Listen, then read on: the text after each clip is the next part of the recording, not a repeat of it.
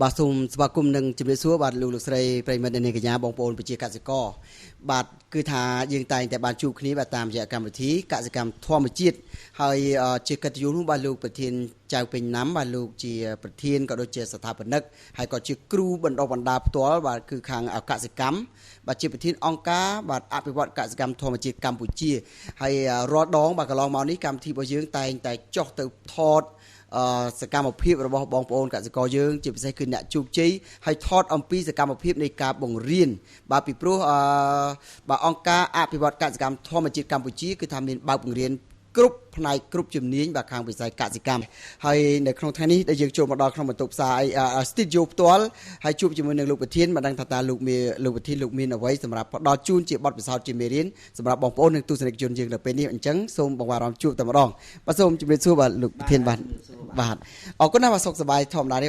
បាទសុខទុក្ខធម្មតាទេបាទអរគុណឃើញថាមួយរយៈកន្លងមកបាទគឺលោកប្រធានលោករវល់ណាស់មិនថានៅបង្រៀននៅក្នុងភ្នំពេញហើយជាពិសេសគឺចុះទៅតាមបណ្ដាខេត្តអញ្ចឹងជាដំបូងនេះបាទដែលកម្មវិធីរបស់យើងបាទចូលមកដល់ studio តែម្ដងបាទគឺនៅក្នុងអង្គការអភិវឌ្ឍកសិកម្មធម្មជាតិកម្ពុជាបាទលោកមានអ្វីជាការចាប់ផ្ដើមសូមជឿបាទហើយ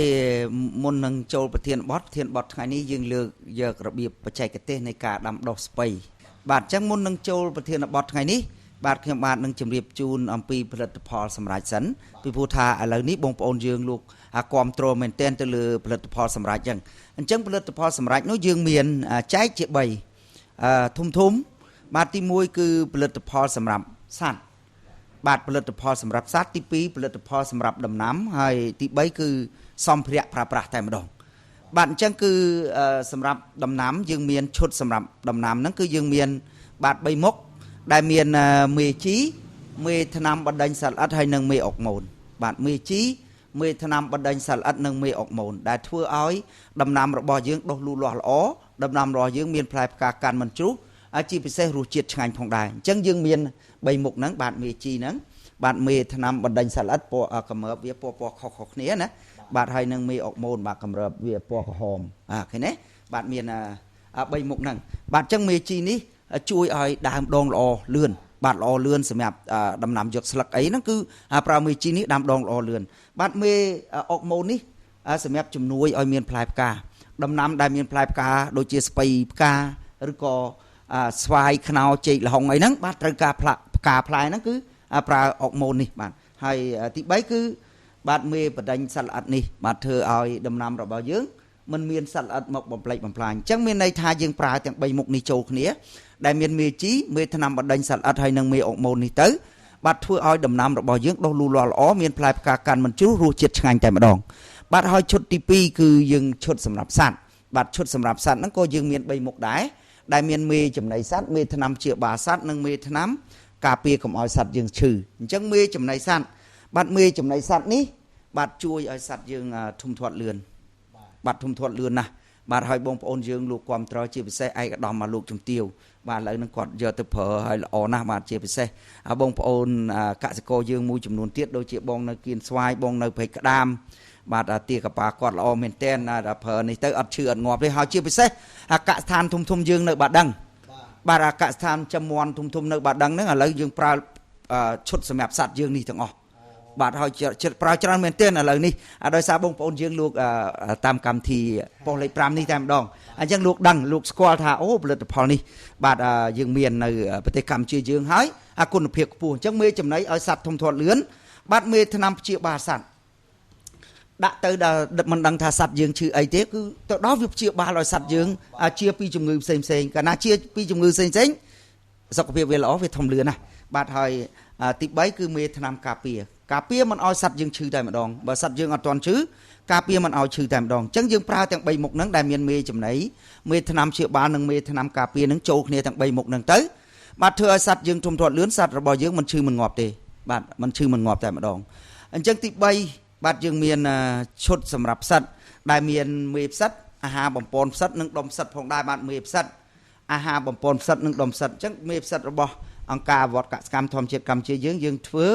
បាទជាដបស្អាតចេះមិនមែនជាកញ្ចប់អីអត់ស្អាតទេគឺយើងប្រើជាដបឲ្យមានស្តង់ដារឲ្យត្រឹមត្រូវស្អាតតែម្ដងអញ្ចឹងសម្រាប់បងប្អូនយើងដែលលោកត្រូវការមកដុះផ្សិត លោកត្រូវការមេផ្សិតយើងមានមេផ្សិតគ្រប់ប្រភេទមិនថាមេផ្សិតអំបោះមេផ្សិតខ្យងមេផ្សិតចំបើងអីទេបាទយើងមានលក់ជូនតែម្ដងហើយជាពិសេសអាហារបំពន់ផ្សិតឲ្យផ្សិតដុះលូតលាស់ល្អណារួមទាំងដុំផ្សិតស្រាប់បាទមានដុំផ្សិតស្រាប់ដែលបងប្អូនយើងលក់មួយចំនួនលោកអត់ត្រូវការហ៊ាន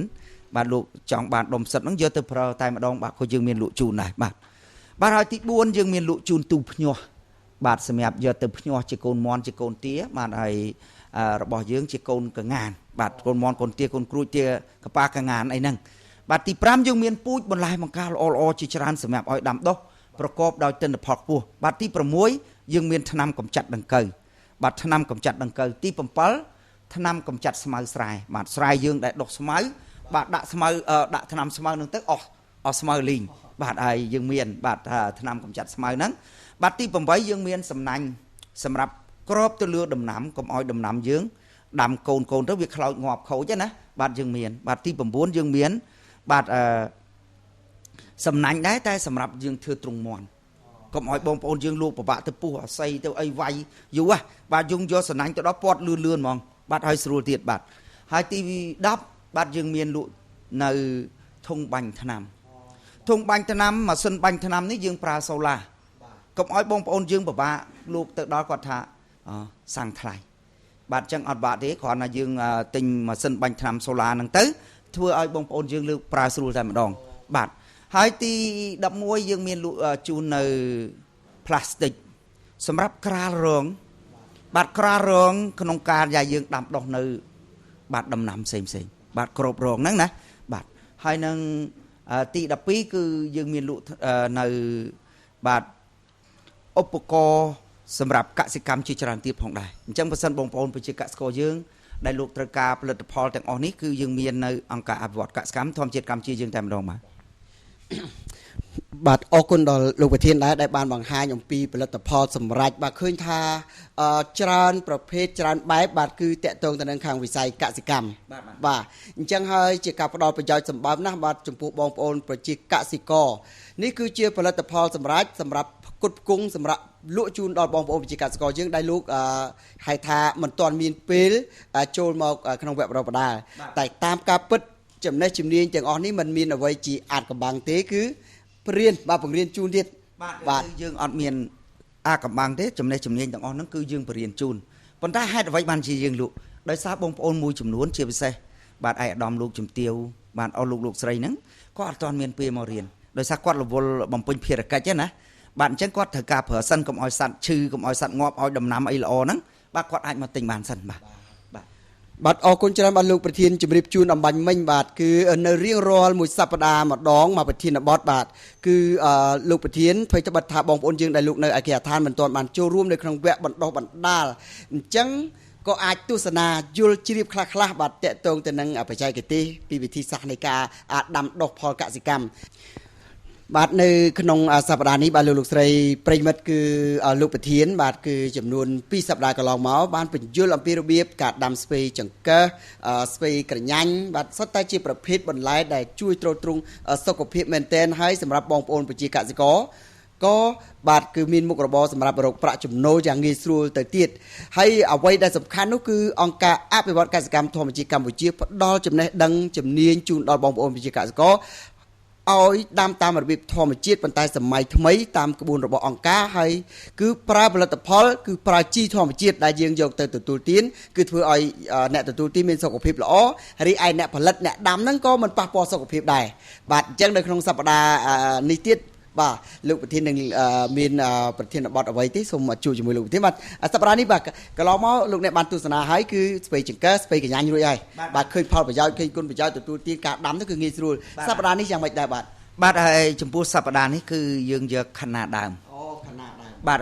យើងហៅឬក៏បងប្អូនមួយចំនួនហៅថាខណ្ណាឈើបាទព្រោះខណ្ណាហ្នឹងយើងអាចយកមកធ្វើជាម្ហូបអាហារហើយជាពិសេសនៅហាងធំហាងចិនអីគេចូលចិត្តខណ្ណានេះហើយជាពិសេសយើងឃើញអាខណ្ណាហ្នឹងឥឡូវគេច្រើនតែគេមិនសូវញ៉ាំសាច់ដោយសារខ្លាចមានអាស៊ីតមានអីច្រើនណាបាទគេយកទៅឆាជាមួយប្រេងខ្យងពីអីហ្នឹងគឺខណ្ណាទាំងជាពិសេសហាងចិនធំណាបាទឃើញច្រើនបាទ បាទនិយាយចឹងនៅឃើញខណាតដើមនេះគឺជាមួយប្រេងខ្យងនេះត្រូវណាស់បាទហើយនៅ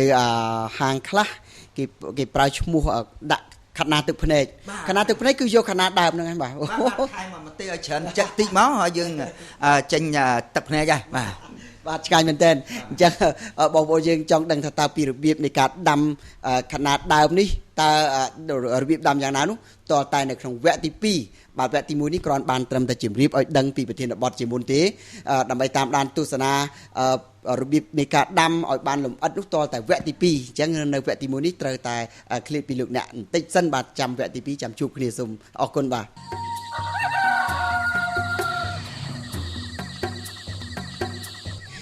បាទលោកស្រីបងប្អូនជាកសិករបាទគឺលោកស្រីបានទស្សនាបាកាលពី2សប្តាហ៍កន្លងមកគឺមានស្ពៃចង្កឹះស្ពៃក្រញាញ់បាទឥឡូវមានមុខបន្លែមួយទៀតដែលលោកប្រធានសន្យាកាលពីវគ្គទី1កន្លងមកបាញ់មិញគឺពីរបៀបនៃការដាំខាត់ណាឈើឬក៏ខាត់ណាដើមបាទឆ្ងាញ់ណាស់បាទបន្លែធម្មជាតិពិតហើយជាពិសេសនោះគឺថាអនុវត្តបានដោយខ្លួនឯងហើយប្រើជីធម្មជាតិធ្វើឲ្យយើងទទួលទានគឺថាមានសុខភាពល្អក៏ដូចជាអ្នក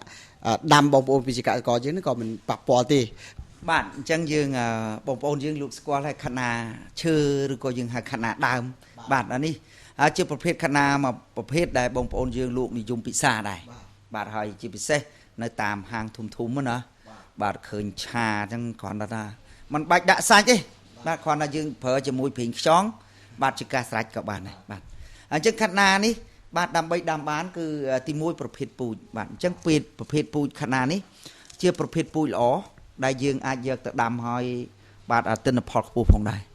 អញ្ចឹងសម្រាប់បងប្អូនប្រជាកសិករយើងដែលលោកត្រូវការដាំដុះនៅបាទខាត់ណាបាទកុំភ្លេចបាទយើងមានពូជខាត់ណានេះសម្រាប់លក់ឲ្យបងប្អូនយើងយកទៅដាំដែរអញ្ចឹងវិធីសាស្ត្រដាំគឺទី1ដើម្បីដាំបានយើងមានពូជឥឡូវពូជយើងដឹងហើយថាអត់ប្របាក់រកទេគឺយើងមាននៅអង្គការអវត្តកសិកម្មធម្មជាតិកម្ពុជាយើងមានលក់ហើយបាទអញ្ចឹងគ្រាន់តែមកអង្គការអវត្តកសិកម្មធម្មជាតិកម្ពុជាបាទយើងទិញពូជខាត់ណានឹងទៅដាំបាទអញ្ចឹងនៅពេលដែលយើងយកទៅដាំពូជខាត់ណានេះយកទៅដល់ទី1គឺក្របនឹងយើងយកទៅត្រាំជាមួយទឹកក្តៅអ៊ុនឬក៏ត្រាំជាមួយមេជីរយៈពេល1យប់បាទរយៈពេល1យប់បាទត្រាំជាមួយទឹកក្តៅអ៊ុនឬក៏បាទលាយជាមួយមេជីនេះបាទសម្រាប់ផ្អាប់ទុកវា1យប់បាទពេលដែលគ្រប់1យប់ហើយយើងស្រង់វាពីទឹកដែលយើងត្រាំហ្នឹងណាយកមកដល់យើងដាក់នៅក្នុងក្រណាត់ដែលស្អាតខ្ចប់វាផ្អាប់ទុក1យប់ឬក៏2យប់ឬក៏យើងអត់ខ្ចប់ទុកក្នុងក្រណាត់ទេបាទបើសិនជាយើងមានกระดาษកសភៅយើងក៏បានដែរបាទយើងដាក់នៅលើกระดาษហ្នឹងឬក៏បើយើងជាអ្នកកសិកម្មបាទគេហៅថាមានកែវសម្រាប់បដោះកែវពឹបត្រីវាបាទសម្រាប់បដោះហ្នឹងយើងដាក់ក្នុងកែវហ្នឹងឲ្យដោះចេញជាប្លុកសសិនបន្ទាប់មកបានយើងយកគ្រាប់ហ្នឹងទៅរោយនៅលើថ្នាលបណ្ដោះឬក៏យើងមិនទៅលើថ្នាលទេគឺលើរៀនបាទយើងធ្វើជារៀនសម្រាប់បណ្ដោះហ្នឹងតែម្ដងបាទក៏បានដែរឬក៏យើងយកទៅដាក់ក្នុងត្រេបាទសម្រាប់ដាំហ្នឹងដែលយើងមានបាទត្រេវាហ្នឹងសម្រាប់ដាក់ទៅមួយគ្រាប់ឬក៏ពីរគ្រាប់ក្នុងមួយត្រេហ្នឹងបាទក្នុងមួយរន្ធនៃត្រេហ្នឹងណាបាទយើងយកទៅដាក់បណ្ដោះទៅបាទពេលដែលយើងរៀបចំដាក់បណ្ដោះកូននឹងហើយយើងក៏ចាប់ផ្ដើមទៅភ្ជួរដីដើម្បីរៀបចំក្នុងការដាំដុះបាទចំណុចទី2គឺរៀបចំដីដាំចឹងការភ្ជួរដីយើងភ្ជួរលើកទី1គឺកម្ចាត់នៅពពួកស្មៅបាទភ្ជួរលើកទី2យើងរាស់រៀនឲ្យស្មើហើយភ្ជួរលើកទី3យើងចាប់ផ្ដើមលើកជារងសម្រាប់ដាំបាទរងសម្រាប់ដាំនេះយើងធ្វើទៅតាមចិត្តដែលយើងចង់ឧទាហរណ៍ថាអ្នកខ្លះគាត់ស្រឡាញ់រងហ្នឹងដែលមានទទឹង1ម៉ែត្រគាត់ធ្វើ1ម៉ែត្រទៅហើយបដ ாய் ទៅតាមស្ថានភាពដីឬក៏ទៅតាមអ្វីដែលគាត់ស្រឡាញ់បាទចំណុចទី2ដែលយើងត្រូវដឹងជាមួយរងនឹងដែរបន្ទាប់ពីយើងលើករងនឹងហើយយើងត្រូវបង្កើតជីនៅក្នុងរងសិន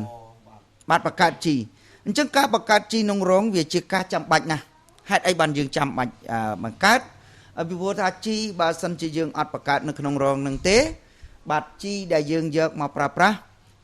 វាត្រូវច្រើនទៅលើដំណាំហ្នឹងបើយើងបង្កើតនៅក្នុងរងហើយមានន័យថាក្នុងរងយើងមានជីស្រាប់អញ្ចឹងយើងមិនព្រួយបារម្ភរឿងបាទដាក់ជីទេបាទច្រើនពេកទេ បាទនេះគឺការបង្កើតជីនងរងបាទពេលដែលបង្កើតជីនងរងយើងចូលដល់ការដាំដុះបាទចំណុចទី3គឺការដាំដុះអញ្ចឹងការដាំដុះគឺបាទយើងដាំអាខិតណាដើមយកជ្រុលកូនដែលឆ្លោះល្អមកអាកូនណាដែលអន់កុំយកមកដាំបាទកូនដែលឆ្លោះល្អយើងយកមកដាំដែលមានបាទកម្លាតគុំវាអាណាមកទឹកកន្លះទៅ2ទឹកកន្លះហ្នឹងសមស្របហ่ะបាទមកទឹកកន្លះទៅ2ទឹកកន្លះហ្នឹងគឺសមស្របហ่ะបាទចឹងយើងដាក់ស្ទូងមួយបាទចន្លោះជួរចន្លោះរងវាឲ្យស្អាតបាទហើយពេលដែលស្ទូងហើយហ្នឹងយើងមិនត្រូវការស្រោចជីទេអញ្ចឹងយើងថែទាំបាទចំណុចទី4យើងត្រូវការថែទាំបាទថែទាំហ្នឹងយើងមានស្រោចទឹកបាទស្រោចទឹកជាប្រចាំក្រោយពីយើងស្ទូងហើយយើងត្រូវស្រោចទឹកបាទមួយថ្ងៃយើង2ដងឬក៏3ដងហើយបើសិនជាយើងស្ទូងហើយអញ្ចឹង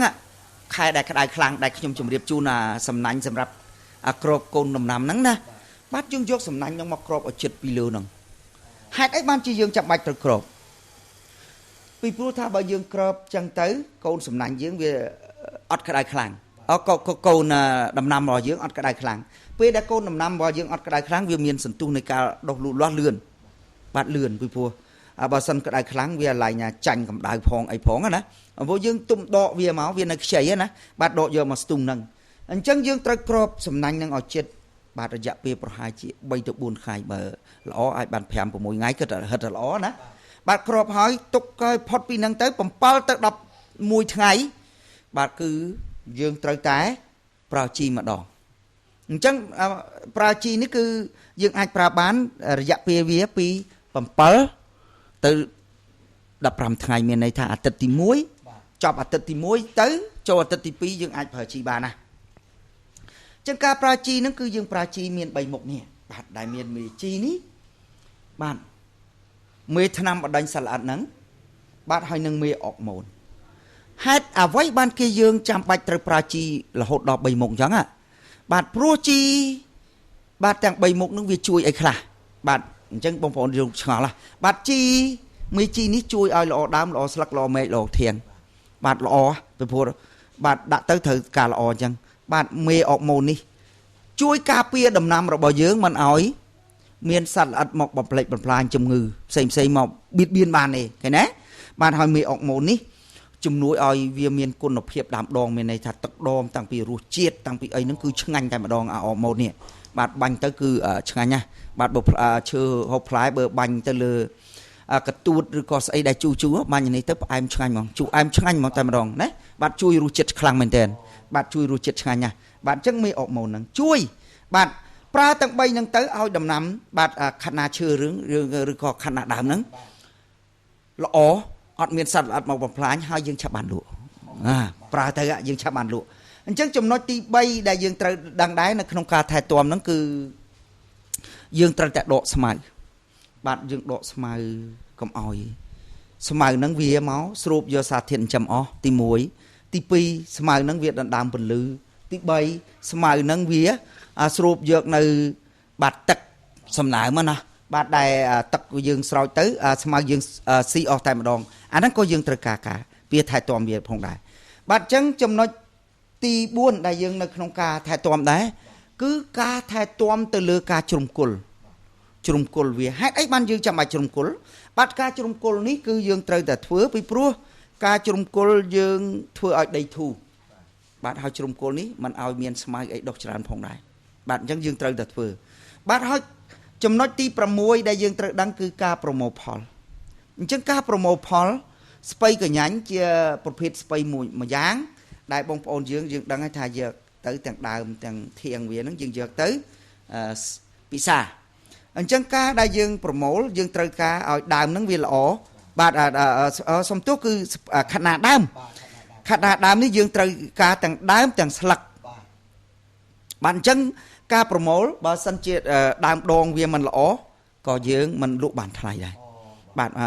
ដើមដងវាមិនបានល្អក៏យើងលក់មិនបានថ្លៃអញ្ចឹងការប្រមូលយើងចែកចេញជា2ទី1បងប្អូនប្រជាកសិករយើងដែលលោកនៅចិត្តទីផ្សារណាបាទដែលលោកនៅចិត្តទីផ្សារហ្នឹងលោកអាចងើបពីយប់កាត់យកទៅលក់ហ្មងព្រោះឃើញស្រស់បងប្អូនយើងអ្នកទិញគាត់ត្រូវការអាហ្នឹងទី1ទី2 បងប្អូនយើងនៅឆ្ងាយពីទីផ្សារគាត់កាត់ពីរសៀលឬក៏ពីថ្ងៃហ្នឹងគាត់កាត់មកគាត់ទុកឲ្យស្រពូនប្រហែលជា5ទៅ10នាទីបន្ទាប់មកបានគាត់យកមកដាក់ក្នុងកញ្ឆេរៀបទៅវាអត់បាក់ហើយក្នុងការដែលរៀបចូលកញ្ឆេហ្នឹងយើងត្រូវចែកបាទចែកឲ្យវាមានលេខ1លេខ2លេខ3បាទព្រោះអីបានជាយើងចាំបានចែកអញ្ចឹងព្រោះបងប្អូនមួយចំនួនគាត់ចង់បានល្អបាទបានល្អគាត់ចង់បានថ្លៃកាលណាល្អថ្លៃបាទអញ្ចឹងគាត់មានលទ្ធភាពគាត់ទិញអាថ្លៃទៅណាបាទបងប្អូនមួយចំនួនថាអេលុយឯងល្មមដែរអញ្ចឹងយកលេខ2បាទតម្លៃល្មមបាទយើងយកលេខ2បងប្អូនមួយចំនួនគាត់ថាអេយើងជាកម្មករជាកសិករអញ្ចឹងយើងមានលុយតិចដែរយើងញ៉ាំមកលេខ3ដែរបាទព្រោះអញ្ចឹងបាទហើយបើសិនជាយើងដាក់លាយចូលគ្នាតម្លៃអត់បានថ្លៃទេជំរាបជូនបើសិនជាយើងចេះញែកបាទគឺយើងបានតម្លៃល្អបាទបានតម្លៃល្អអញ្ចឹងនៅពេលដែលយើងលក់ដូរបាទយើងចេះញែកយើងចេះឲ្យបានត្រឹមត្រូវអញ្ចឹងបាទយើងបានតម្លៃថ្លៃបាទហើយនៅសល់សំណល់ទាំងអស់បាទលេខ4យើងយកមកធ្វើជាជីបាទកាកសំណល់ហ្នឹងយើងយកមកធ្វើជាជីឬក៏យើងយកវាទៅធ្វើជាចំណីសត្វបាទចំណីសត្វអញ្ចឹងនៅអង្គការអវត្តកសកម្មធម្មជាតិកម្ពុជាបើសិនជាយើងដាំស្ពៃឈើនឹងមួយមុខហើយណាมันបោះបង់ចោលទេសំបីតែស្អីក៏អត់បោះចោលទេពីព្រោះថាដើមវាយកឲ្យមនុស្សក៏បានសត្វក៏បានដើមវានេះយកទៅធ្វើជីក៏បានធ្វើថ្នាំបាទក៏បានសម្រាប់សត្វណាបាទអញ្ចឹងយើងប្រើឲ្យអស់លទ្ធភាពអញ្ចឹងបើសិនបើបងប្អូនយើងលោកចង់ប្រើអស់លទ្ធភាពនេះលោកអាចចូលសិក្សាជាមួយអង្គការអភិវឌ្ឍកសិកម្មធម្មជាតិកម្ពុជាយើងលោកនឹងប្រើអស់លទ្ធភាពនៅពេលដែលយើងដាំនៅដំណាំមួយបាទបាទឃើញថាប្រធានបទស្ដីអំពីរបៀបនៃការដាំខណ្ឌណាឈើឬក៏ខណ្ឌណាដើមដែលលោកប្រធានបានបញ្យល់សង្ខេបទ្រុសនេះមិនទាន់អស់ទេបាទតែដោយពេលវេលារបស់យើងមានកំណត់គឺសូមបញ្ចប់តែត្រឹមប៉ុណ្ណេះបាយពីលោកអ្នកនៅក្នុងវគ្គទី2យើងនៅសល់វគ្គទី3មួយទៀតដែលជាវគ្គបញ្ចប់ចាំបន្តិចទៀតចាំវិលត្រឡប់មកជួបគ្នាបាទ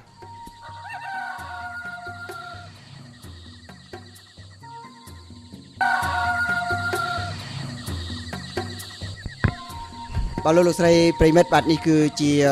វគ្គចុងក្រោយបាទវគ្គទី3បាទ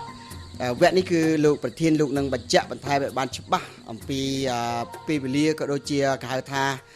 កម្មវិធីបណ្ដុះបណ្ដាលពីព្រោះសំខាន់ណាស់បាទលោកស្រីបាទដើម្បីឲ្យយើងទទួលបានជោគជ័យចំពោះមុខរបរកសិកម្មយើងមិនអាចធ្វើប្រចាំពីក្បួនឬមួយក៏យើងមិនអាចធ្វើទៅតាមអ្វីដែលគេហៅថាបដែបដោយទៅតាមធម្មជាតិបានទេអញ្ចឹងលោកប្រធានលោកមានយោបល់បញ្ជាក់បន្ថែមជាឱកាសចុងក្រោយមុននឹងបាយពីលោកអ្នកនៅក្នុងសប្តាហ៍នេះបាទហើយក៏ជម្រាបជូនប្រជាកសិករយើងដែរយើងធ្វើអីគួរតែមានចំណេះជំនាញពិតប្រាកដពីព្រោះថាបើសិនជាយើងធ្វើអត់មានចំណេះជំនាញទេបាទពិបាកក្នុងការឲ្យផលខ្ពស់ណាស់ហេតុអីបានជាយើងត្រូវការចំណេះជំនាញអញ្ចឹងនៅក្នុងការដាំដុះបន្លែផ្សេងនេះយើងដឹងហើយថាពីណាក៏ចេះដាំដែរខ្ញុំជឿជាក់បាទសូម្បីតែបាទកូនក្មេងទូចមួយដែលនៅជនបទក៏គាត់ចេះដាំដែរតែនៅពេលដែលយើងដាំហ្នឹងសួរថាយើងចង់បានអីបាទយើងចង់បានទិន្នផលខ្ពស់បាទអញ្ចឹងដើម្បីបានទិន្នផលខ្ពស់ទាល់តែយើងមានចំណេះជំនាញពិតប្រាកដចំណេះជំនាញតាំងពីការដាំចំណេះជំនាញតាំងពីការជ្រើសរើសដីមើលដីកែប្រែគុណភាពដីពីព្រោះថាដំណាំនីមួយវាត្រូវការដីផ្សេងពីគ្នាផងដែរស្ពៃចង្កឹះត្រូវការផ្សេងពីស្ពៃកញ្ញាញ់ស្ពៃកញ្ញាញ់ក៏ត្រូវការផ្សេងពីស្ពៃកដោបបាទហើយប្រើជីក៏ខុសគ្នាទៀតណាបាទអានឹងត្រូវដឹងតែម្ដងហើយយើងមានវគ្គមួយទៀតដែលយើងមានថ្មីបាទចិញ្ចឹមឃ្មុំធ្វើកេះសម្រាប់ចិញ្ចឹមឃ្មុំហ្មងឥឡូវយើងមានវគ្គថ្មីនឹងមួយទៀតគឺចិញ្ចឹមឃ្មុំនិងធ្វើកេះចិញ្ចឹមឃ្មុំបាទហើយវគ្គនេះគឺល្អដែរបងប្អូនមួយចំនួនគាត់គ្រាន់តែដាំបន្លែដាំបកានឹងចោលទៅហើយគាត់ចេះធ្វើទូឃ្មុំហ្នឹងគាត់ដាក់ទូឃ្មុំនឹងចោលក៏គាត់អាចបានទឹកឃ្មុំយកទៅលក់ដែរបាទព្រោះថាយើងដាំបន្លែបកាវាចេញផ្កាចេញអីមកឃ្មុំវាត្រូវការមកបឺតលំអងហ្នឹងយកមកបង្កើតជាទឹកឃ្មុំយើងណាបាទអញ្ចឹងគឺមិនឲ្យទេខាតប្រយោជន៍ទេពេលដែលដាំហ្នឹងគឺឲ្យបងប្អូនយើងលោកចេះប្រើប្រាស់វិលជុំបាទមានតាំងពីសัตว์មានតាំងពីដំណាំមានតាំងពីឃ្មុំមានតាំងពីអីហ្នឹងចម្រុះចូលគ្នាតែម្ដងបាទអរគុណណាស់បងប្អូនវិជាកសិករបាទជាពិសេសចុងក្រោយនេះគឺចាប់អារម្មណ៍មែនតើគឺគេហៅថាវគ្គបង្រៀនថ្មីគឺការចិញ្ចឹមឃ្មុំបាទពីព្រោះទឹកឃ្មុំតាមចាស់លោកមានប្រសាសន៍មកលោកនិយាយមកថាគេថាថ្នាំ100មុខបាទបាទមែនហើយ បាទហើយតាមខ្ញុំធ្លាប់ដឹងហើយប្រើទឹកឃ្មុំនេះដោយតែគ្រាន់តែយើងធ្វើម៉េចមួយថ្ងៃឲ្យបានយើងមួយស្លាបព្រាបាយយើងមកដល់អត់ពិបាកយើងមកធ្វើអីទេយើងមកដល់យើងលាយជាមួយទឹកក្តៅអ៊ុនបាទទឹកក្តៅអ៊ុនកោណាបាទហើយយើងច្បាច់ក្រូចឆ្មាមកឲ្យជូរអែមហើយខ្ញុំជាពិសេសអាហ្នឹងបាទត្រូវការរាល់ថ្ងៃអញ្ចឹងបានកនេះបរៀនផងហើយបើទូផងហើយវត្ថុផងមួយថ្ងៃវត្ថុ3ម៉ោងហើយទូផងហើយនឹងបរៀនផងបានទប់បានដោយសារបាទមានទឹកឃ្មុំហ្នឹងបាទអញ្ចឹងទឹកឃ្មុំមានសារៈប្រយោជន៍ណាស់បាទបាទអញ្ចឹងក៏វគ្គបណ្ដុះបណ្ដាលបាទវគ្គនេះទឹកឃ្មុំពិសេសបាទចុងក្រោយដល់ពេលវេលាយើងដល់ហើយចង់ឲ្យលោកប្រធានលោកបញ្ជាក់បន្តិចព្រោះផលិតផលសម្រាប់យើងគឺជាការសង្កត់ថាសំខាន់ណាស់ព្រោះបងប្អូនយើងខ្លះលោកអត់ទាន់បានចូលទេវគ្គបណ្ដុះបណ្ដាលក៏លោកអាចទិញយកទៅប្រើមុនក៏បានដែរបាទសូមជម្រាបបញ្ជាក់ចុងក្រោយព្រោះផលិតផលគេបានមកគឺឃើញច្រើនមែនទែនបាទឥឡូវនេះគឺយើងមានផលិតផលច្រើនណាស់ដោយសារអីដោយសារជាតម្រូវការរបស់បងប្អូនប្រជាកសិករយើងបាទហើយបងប្អូនប្រជាកសិករយើងក៏សូមអរគុណដែរបាទជាពិសេសបាទលោកជំទាវឯកឧត្តមបាទលោកជំទាវដែលលោកគ្រប់គ្រងផលិតផលយើងមែនច្រើនមែនតើបាទដូចជាបាទឯកឧត្តមនៅខាងចកាកស៊ូបាទគាត់យកបាទឈុតសម្រាប់ជីសម្រាប់សត្វល្អិតហើយនឹងអុកម៉ូននេះយើងទៅប្រើលើដំណាំកៅស៊ូឥឡូវគាត់ថាកៅស៊ូគាត់លឿនមែនតើល្អជាងគេបាទអានោះនៅពេលដែលគាត់ទៅប្រើគាត់ថាល្អមែនតើហើយគាត់ប្រើទៅលើដំឡូងក៏ដូចជាពូតនៅក្នុងកូនកៅស៊ូមួយចំនួនហើយនឹងសដែកបាទអញ្ចឹងគឺឃើញថាល្អមែនទែនហើយក៏អរគុណដែរឯកឧត្តមតែងតែគ្រប់គ្រងនៅផលិតផលរបស់យើងតែម្ដងបាទហើយឈុតទី2បាទគឺឈុតប្រើទៅលើសត្វបាទហើយបើឈុតនេះវិញបាទយើងអរគុណទៅដល់កសិដ្ឋានធំជាច្រើនបាទជាពិសេសបាទផ្លូវ51បាទជាដូចជា51អញ្ចឹងខ្ញុំអត់ចាំទេតែពីខ្នល់តតឹងយើងទៅខាងបាសិទ្ធចេញទៅបាត់ដងនេះយើងមកជួបាត់ដងនេះ